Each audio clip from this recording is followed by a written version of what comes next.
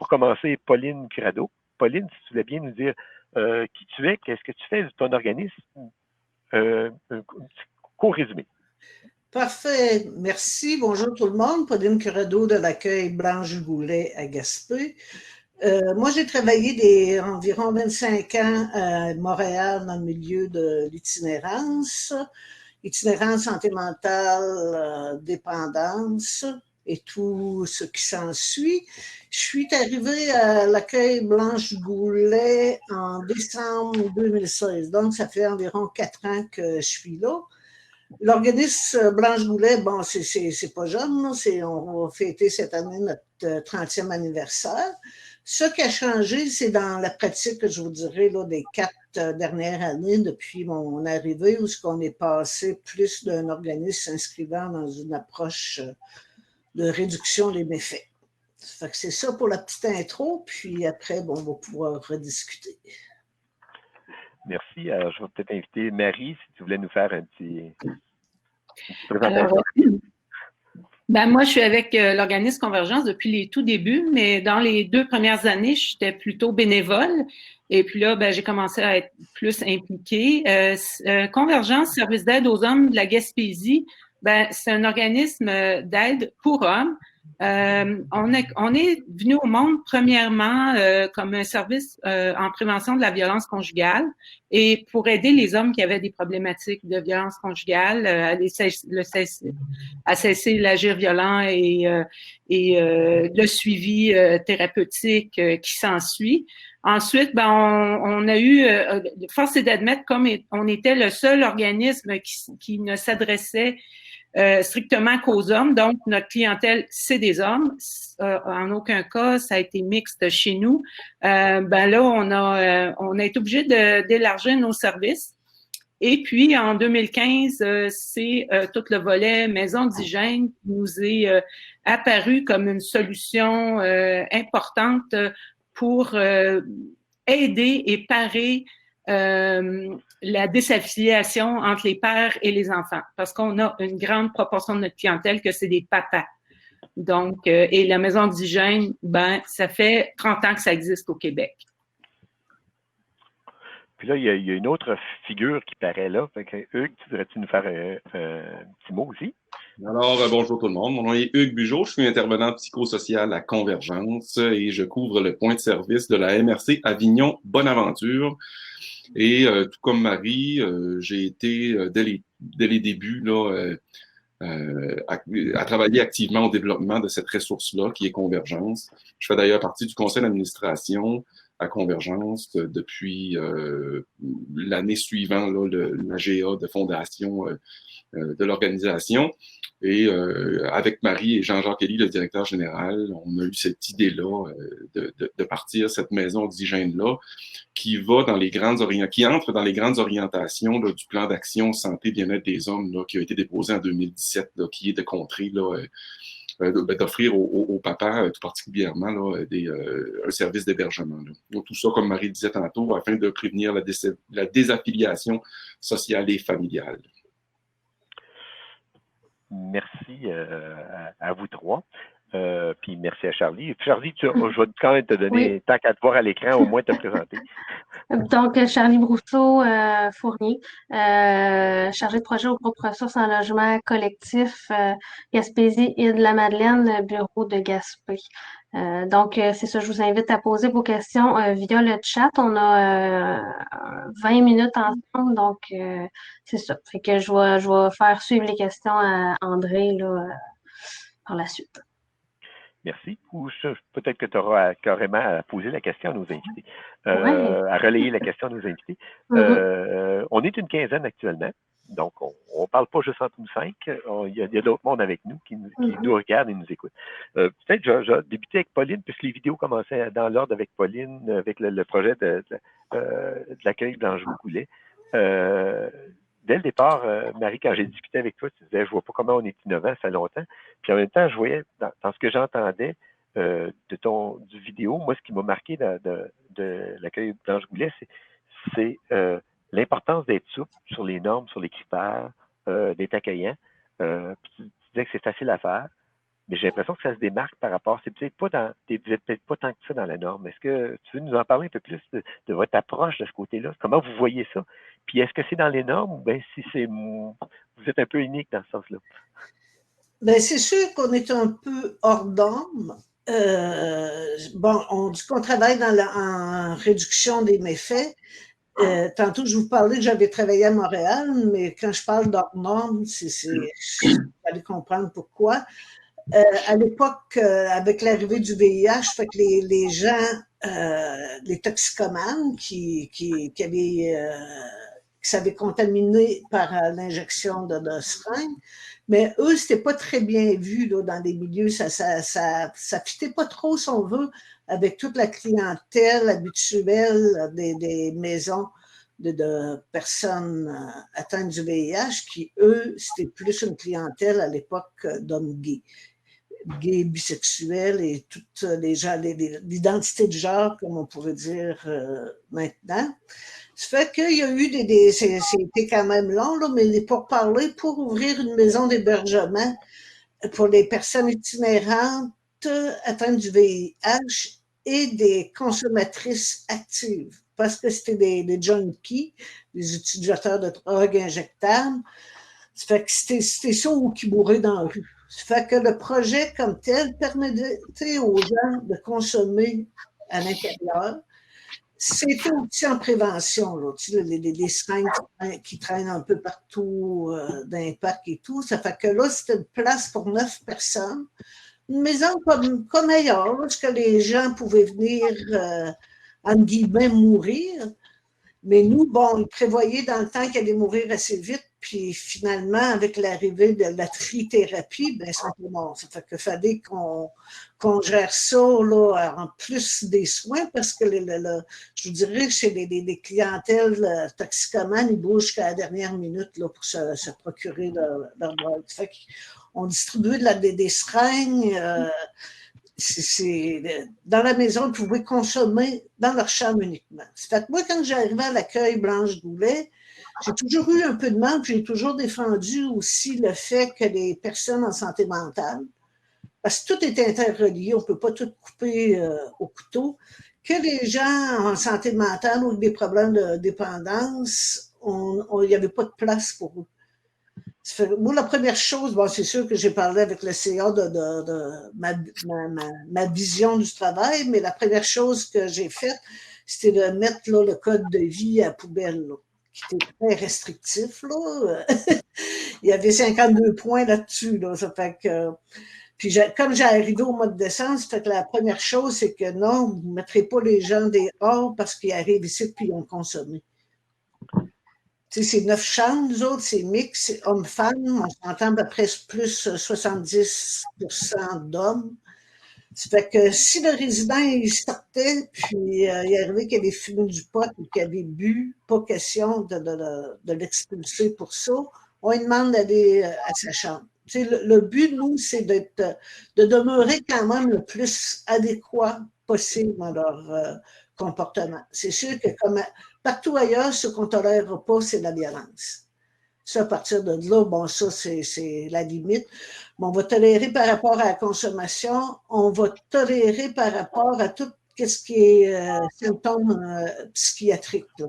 Les personnes qui sont en délire, qui sont hallucinées, ça, on va aller jusqu'à temps que les gens, à un moment donné, là, ça va être les autres résidents qui vont dire, ben là, c'est rendu, tu sais, c'est la nuit, la personne est dérangeante. Fait que ça, on peut travailler ça avec les autres un bout de temps, mais là, quand ça fait 3 jours que la personne elle passe 24 heures debout, là, on peut demander on travaille beaucoup avec le CIS là-dessus pour faire sortir la personne. C'est sûr que la plupart du temps, la personne ne veut pas sortir par elle-même, parce qu'au travers de ça, bon, il y a des gens qui ont des problèmes de santé mentale, mais qui consomment aussi, non? Ça fait que le but, nous, on va toujours travailler le plus possible à essayer de trouver une solution pour garder la personne, le temps au moins qu'elle se stabilise. Je peux vous donner un autre exemple. On travaille présentement avec une personne âgée que lui, bon, il boit, il a 70 ans, coupé de sa famille qui est à Montréal. Il veut rien savoir d'eux. C'est un monsieur qui était dans les finances, scolarisé, 2 bacs, qui s'exprime très bien. Mais bon, le monsieur a un problème sérieux d'alcool et de cigarettes dans son cas. Il y a aussi un début d'atteinte cognitive frontale, ce qui fait qu'il y a des problèmes au niveau de sa mémoire, la concentration et tout. Ça fait qu'il était au 2e étage. On a descendu au 1er parce que là, on se disait que ça peut être dangereux qu'il tombe dans les escaliers quand il boit. Là, il est au 1er étage, mais il fume.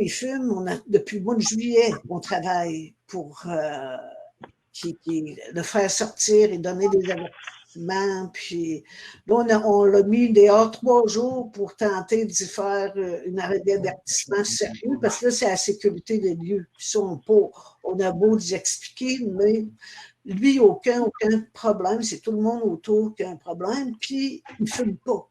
Puis ça, c'est pas la première fois chez une personne alcoolique qu'on va rentrer dans la chambre. Ils peuvent avoir autant la cigarette dans le cendrier, puis il va dire « Non, c'est pas moi. » Ça fait que nous, on va aussi beaucoup chercher, on fait partie des associations, des intervenants en dépendance du Québec. Ça fait qu'on essaye aussi au niveau théorique le plus possible de voir qu'est-ce qui se fait, puis d'avancer jusqu'à temps qu'on puisse trouver au moins une solution pour la personne, mais parfois, il n'y en a pas. Ça fait que quand il n'y en a pas, il faut vraiment là, aller vers expulser la personne. Ça fait que le quotidien, ça Pauline, peut être ça. Si je peux me permettre, parce que je veux aussi qu'on puisse avoir des échanges avec les gens tantôt, puis j'aimerais ça voir du côté de Marie et Hugues, mais je pense que j'entends du discours, autant de ce que tu nous présentes là, que j'ai entendu dans la vidéo aussi, la volonté d'adaptation. Tu nous parles de cas. Ce que je vois, c'est que chaque cas semble unique. Pour vous autres, vous travaillez avec chacune des personnes avec son besoin et la faire cheminer, mais vraiment s'adapter à cette personne-là. Puis en étant, si je comprends bien, souple avec la personne, souple avec les règles, puis convaincu de travailler avec chacun. J'aurais peut-être envie de basculer du côté des maisons exigènes, puis demander à Marie et Hugues, justement, à ce côté-là, comment ça se passe chez vous, si vous venez de parler un petit peu. Puis tu as parlé de violence un petit peu, Pauline, puis autant j'ai eu l'impression que Convergence, c'était, vous m'avez dit que c'était un organisme qui travaillait au départ à la violence conjugale, puis en même temps, l'essence de ça. Puis en même temps, dans votre vidéo, il n'y a rien de ça qui paraît. Vraiment, j'entends l'engagement par rapport à accueillir les hommes, puis de pouvoir offrir un lieu d'hébergement, une solution pour eux. En tout cas, je ne sais pas si vous voulez aller plus loin là-dedans. Je ne sais pas si je vous envoie dans la bonne direction. Mais... Bon, en fait, je peux donner un début de réponse, puis Hugues pourra continuer parce que je veux juste préciser que moi, je fais pas d'intervention. Moi, je m'occupe vraiment de la gestion de la ressource. En maison oxygène, la maison oxygène, il faut comprendre que ce n'est pas Convergence, c'est un volet de service de Convergence. Convergence fait de la clinique externe avec différentes problématiques, que ce soit de la prévention du suicide, prévention de la violence conjugale, des ateliers pour diverses institutions. Des fois, on va donner un atelier au cégep ou même en détention, à New Carlisle, sur la violence, l'agressivité, la perte de contrôle. Mais ça, c'est plus Hugues qui pourrait vous en parler. La maison oxygène comme telle, quand j'ai dit tantôt que ce n'est pas un lieu de thérapie, ça demeure. La maison oxygène, c'est pas une maison de thérapie. C'est le volet. Convergence offre des services de thérapie, mais ce n'est pas. La maison oxygène, c'est un panier de services psychosociaux, si je peux dire, pour les résidents. Alors, je ne sais pas si vous voyez ce que je veux dire. D'ailleurs, les maisons d'hygiène, la plupart sont chapeautées par des organismes communautaires qui existent déjà, qui décident de développer un volet d'hébergement pour les pères. Parce qu'on a trop de papas en situation de vulnérabilité suite à une rupture, puis on les perd. Ils s'en vont. Nous, on essaie de maintenir le lien, les aider à garder ce lien-là pour qu'ils soient présents dans la vie de leurs enfants. Dans ce sens-là, on a une question ici de Catherine C. Wright. Bonjour, j'ai une question pour Marie et Hugues. Dans les situation de rupture où il y avait une situation de violence conjugale, là, comment faites-vous pour prévenir les violences post-séparation avec les pères qui fréquentent la maison Oxygène? Ben, si je peux me permettre, Marie, la question est très pertinente. Effectivement, comme Marie le dit, c'est deux choses distinctes, Convergence et la maison Oxygène. N'empêche que les gens qui vont travailler à l'intérieur de la maison, ça va être des intervenants qui travaillent également pour Convergence. Donc, à la base, les intervenants sont formés à dépister, à venir prévenir, à travailler avec les hommes qui sont soit victimes de violences conjugales, parce qu'il faut pas se le cacher, il y a des hommes qui sont victimes aussi, et il y a les hommes auteurs de violences conjugales également. Donc, dès que l'homme se présente dans la ressource de maison Oxygène, il y a toute cette évaluation-là au niveau de son entrée. Quand on va l'accueillir, on va aller voir si d'une part il est agresseur, s'il est auteur de gestes violents. Et pour faire ça, bon, on travaille depuis maintenant presque 10 ans là, principalement, là, où en tout cas, là, il y a un volet très important à Convergence là, pour prévenir la violence conjugale et travailler avec les auteurs. Donc, il y aura tout ce transfert de compétences-là et d'expertise-là de Convergence vers la maison Oxygène qui va suivre de façon très naturelle. Il faut savoir également que Convergence travaille en étroite collaboration maintenant avec des centres de recherche comme le CRIPCAS, qui est le centre de recherche interdisciplinaire sur les problèmes conjugaux et les agressions sexuelles. Également, on travaille en étroite collaboration avec le CRIVIF, donc le Centre de recherche interdisciplinaire sur la violence familiale et la violence faite aux femmes. Et en parlant du CRIVIF, le CRIVIF a développé depuis quelques années des outils d'appréciation du risque d'homicide. On comprend que la rupture de relation est un facteur très important dans l'augmentation du passage à l'acte violent ou du passage à l'acte de geste d'homicide. Donc, on a les outils pour pouvoir apprécier ces risques-là et pouvoir appliquer les interventions, les bonnes pratiques là, pour pouvoir prévenir. On sait également que la proximité dans le couple lors de la séparation est un autre facteur qui augmente considérablement les gestes de violence. Donc, on croit également que l'homme, quand il sort de la maison, s'il est auteur ou même s'il est victime, le fait qu'il y ait une distance entre le couple va permettre de prévenir la violence à ce niveau-là également. Et on sait aussi que pour les hommes, un des facteurs de protection, c'est le lien parents-enfants. Donc, on offre dans la maison Oxygène de concrétiser, de solidifier ce lien-là qui vient également prévenir la violence. Okay. Donc, effectivement, là, c'est une très bonne question. Ce que je comprends, donc, c'est qu'il y a une complémentarité qui est importante entre les travailleurs qui sont dans la maison Oxygène, puis l'expertise qui est développée par Convergence, par les intervenants de Convergence. C'est vraiment c'est pas ce mix-là d'avoir été fondé par Convergence, puis d'être en lien avec Convergence, que ce soit un volet de Convergence, comme tu disais, Marie, je pense que c'est important dans votre cas pour pouvoir arriver à offrir le service puis être adéquat dans les besoins des hommes. Je ne sais pas si je fais erreur. J'ai l'impression que ça... Non, là, c'est bien dit tel quel. Je veux juste apporter une petite note sur la formation qu'on donne et qu'on a reçue comme formateur concernant la prévention de l'homicide conjugal. C'est le CRIVIF maintenant, ce n'est plus le CRIVIF, c'est le REV, qui est le Centre de recherche appliqué sur la violence intime et les drames familiaux. En tout cas, c'est un grand acronyme, là. Et le guide de prévention a été élaboré par le CRIVIF, effectivement, à l'origine, ainsi qu'à Cœur d'Homme, et c'est financé par le BAVAC, qui est le Bureau d'aide aux victimes d'aide criminelle. Okay. Et la Convergence est accréditée pour offrir la formation.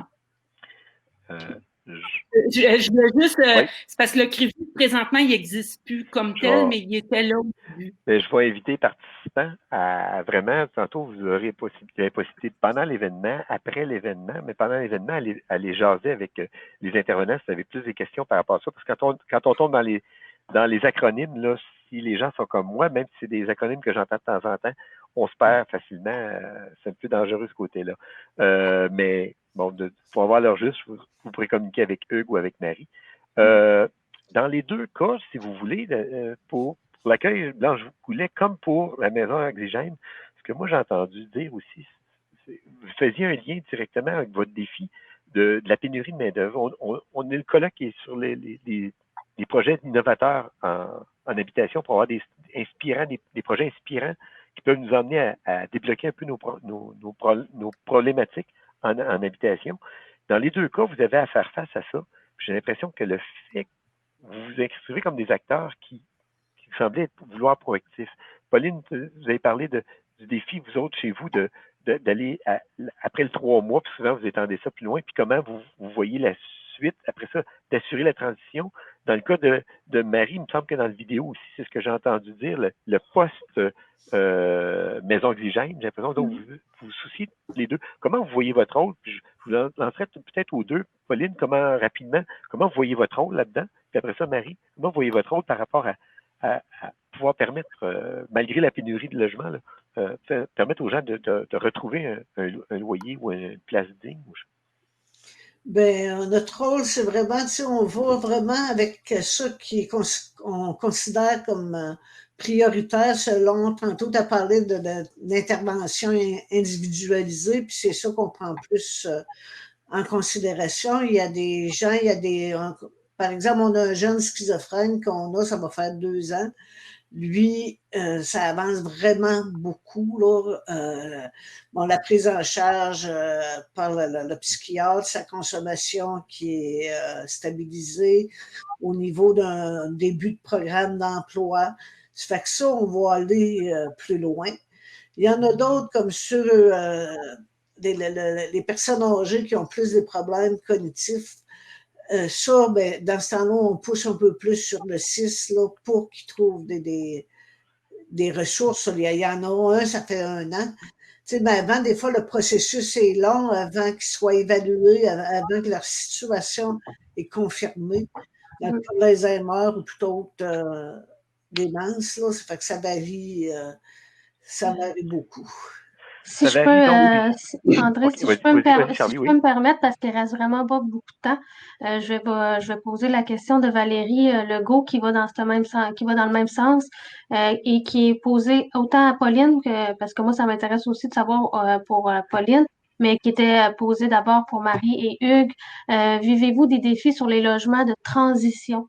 Recherche de logements post-séparation, particulièrement dans la côte de Gaspé.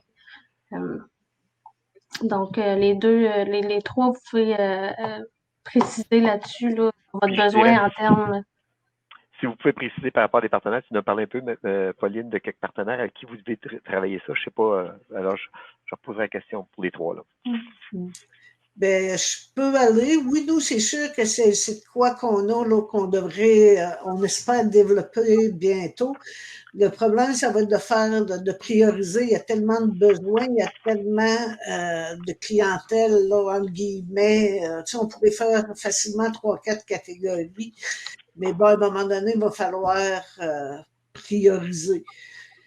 Ça, c'est moins drôle, mais en tout cas, c'est sûr que pour nous, en tout cas, on veut être impliqué parce qu'on connaît la clientèle aussi, plus vulnérable, plus désorganisée, puis on veut être un acteur là-dedans, de travailler en partenariat là-dedans avec les autres organismes, que ce soit avec Charlie, la MRC, tout le monde qui peut nous aider là-dedans. Super. Du côté de Marie et Hugues, est-ce que vous ressentez qu'il y a un besoin en termes de logement transitoire dans la côte de Gaspé? Oui, en fait, oui, certainement, il y en a un. Moi, j'habite pas la côte de Gaspé, mais on est quand même au courant. Puis, je dois vous dire que je m'implique déjà à un certain niveau politique. Pas de la politique partisane, là, mais je fais partie d'un regroupement politique et je me suis inscrite aussi pour le comité de représentation avec le ressort pour le logement. C'est un problème, puis ce que j'ai nommé dans ma petite conférence tantôt ou dans mon petit clip, Je l'ai nommé, puis je le pense vraiment, c'est que la pénurie de logements, puis on s'entend en Haute-Gaspésie, c'est un problème aussi. Si on perd des éléments actifs qui s'en vont vivre ailleurs parce qu'ils n'ont plus de raison de vivre ici, ben on n'a pas d'entrepreneurs qui vont avoir le goût tant que ça de construire parce que les entrepreneurs, ils veulent pas construire nécessairement pour une population vieillissante, même si on sait que des vieux, il va toujours en avoir. Excusez l'expression, mais c'est ça. Regarde, je fais partie des vieux, là, mes cheveux. Mais force est d'admettre que tout ça se tient. Puis je pense que il va falloir agir au niveau politique. J'haïs ça dire il va falloir, mais moi je considère que je fais déjà un effort à ce niveau-là. Et puis c'est clair que les gens qui sortent d'une ressource, que ce soit en santé mentale, que ce soit en maison d'hébergement pour femmes violentées, que ce soit dans un accueil comme Blanche Goulet ou la maison Émilie Gamelin. On peut en nommer d'autres. Il y a le GASP ici à Sainte-Anne-des-Monts. Ils ont tous un problème de logement d'où ils sortent. C'est pas évident. Les gens ont peur de prendre des gens comme ça. Par contre, moi, je pense que c'est une clientèle il faut les garder. Il faut les maintenir dans un milieu sécuritaire. J'ai pas la réponse, mais je peux vous dire que je m'implique dans essayer d'ouvrir peut-être des nouvelles sacoches, faire créer des nouvelles enveloppes pour qu'il y ait de l'argent, parce que c'est l'argent le nerf de la guerre, puis on le sait qu'il y a peu de construction résidentielle, soit transitoire ou permanente, parce qu'à un moment donné, les gens, ils peuvent pas juste rester dans des logements transitoires. Ça prend une place avec une adresse, puis que c'est sûr que c'est stable. Marie, Mais t'as oui, parlé. OK, il nous reste 2 minutes à peine. Marie, tu as parlé d'engagement politique. Tu penses à qui quand tu parles de qui peut le faire, ces démonstrations politiques? Faut joindre qui pour pouvoir faire influencer au niveau politique, faire des représentations politiques? Vous pensez que c'est les partenaires des organismes communautaires? On interpelle les municipalités? C'est qui à qui vous pensez? Ben oui, les municipalités, tout à fait. Comment favoriser l'implantation d'unités d'hébergement sur leur territoire, de un. Et de deux, ben là, évidemment, quand on va aux municipalités, ben là, vous savez, le gouvernement, comment ça marche, hein? C'est des paliers. Puis il faut faire, j'haïs ça, dire ça, faut faire, là. Mais en tout cas, ça va se faire sous forme de représentation régionale aussi, peut-être avec la table des préfets qu'on appelle maintenant le regroupement des MRC, là. M'emmener, faut arrêter de dire va falloir. C'est important là de se souder autour d'une question, puis tout le monde le sait que la démographie, c'est un pilier central pour avoir une population en santé, avec des jobs, avec des bons jobs, pas juste des jobs oubliez ça, là, pas juste des jobs de service, là. Quand je dis service, je veux dire mal payés, là, ou des jobs touristiques, là, tu sais, saisonnières ou des trucs comme ça. Puis je pense que ça, c'est la base. Puis tant qu'on n'aura pas ça, puis moi, je travaille là-dessus activement avec un regroupement. Je peux le nommer, c'est pas un secret. Je fais partie du comité de coordination de Solidarité Gaspésie. Okay. Jamais il y en a qui veulent se joindre. Je suis la seule femme, j'aimerais savoir de la compagnie.